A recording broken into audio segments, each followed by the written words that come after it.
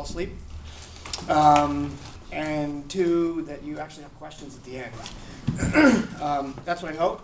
You're the guinea pig group, so you'll let me know. I'll be able to tell right away if it's not exciting, since I'm pretty sure on a Sunday morning most of you, if not stimulated, will be drooling on yourselves. That's okay. Okay, so as the rabbi said, I was in Bangladesh between June 24th and July 6th of this year, a few months ago. I went there through the auspices of a program called America's Unofficial Ambassadors, which is a partnership with another program called Creative Learning, which has a smaller little subgroup called School-2-School. And what they're interested in is these 3 things. And the way they do these 3 things is by sending what are, I guess they call unofficial ambassadors, who are American, largely educationally involved people, to places around the world, specifically in the Muslim world. So the idea is to create awareness back home and also connections abroad. So the idea is to address development challenges, that is, in the countries that people are sent to, which are largely poor, but not entirely, to dispel stereotypes.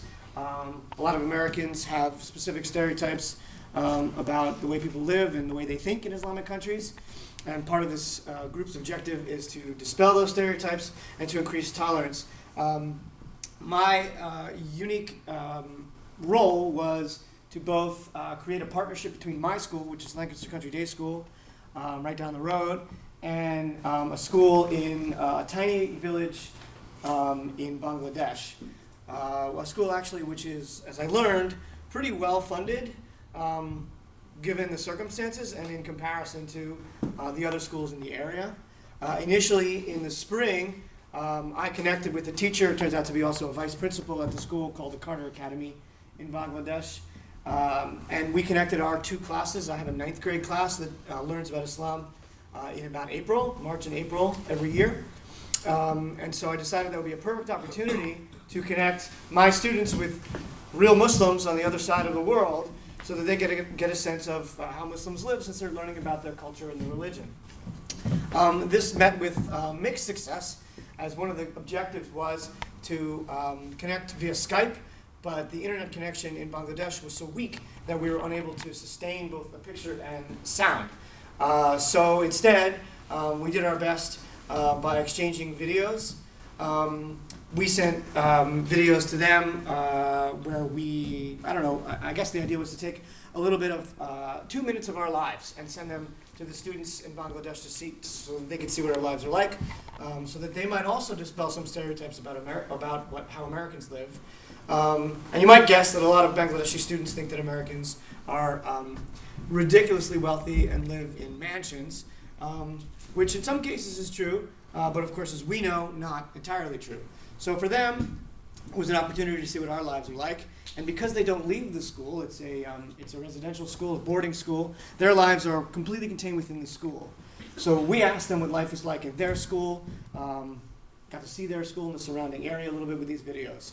Of course, what I learned later was it's very easy for us to create a 2-minute video on an iPad and send it via Google Drive, for example. It takes about 2 minutes to make the video, 5 or 6 minutes to upload the video. It's a 10-minute deal.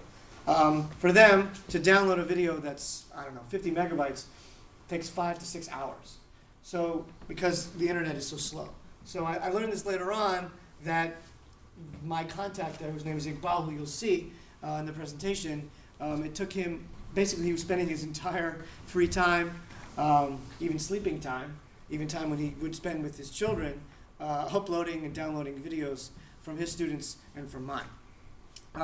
So that's basically an overview of what the program is interested in doing. Once that was done, once my students connected with the students in Bangladesh, I then had the opportunity to go to Bangladesh, to go to the school, to meet the students whom I saw over the computer, and then actually teach them some classes. And I had a whole idea of what I wanted to do in terms of teaching them classes, which also I learned to augment once I got there. But first, a little bit about the school. So there you can see many of the students and me, the one white dude in the middle there. That's how you can find me. About, I don't know, 20 or so of the students. For this picture, just as a little bit of background, I actually was just standing there with one or two students and asked to take a picture, and then all of them came rushing in. So the school obviously is in Bangladesh. And where is Bangladesh? Maybe you know, maybe you don't know.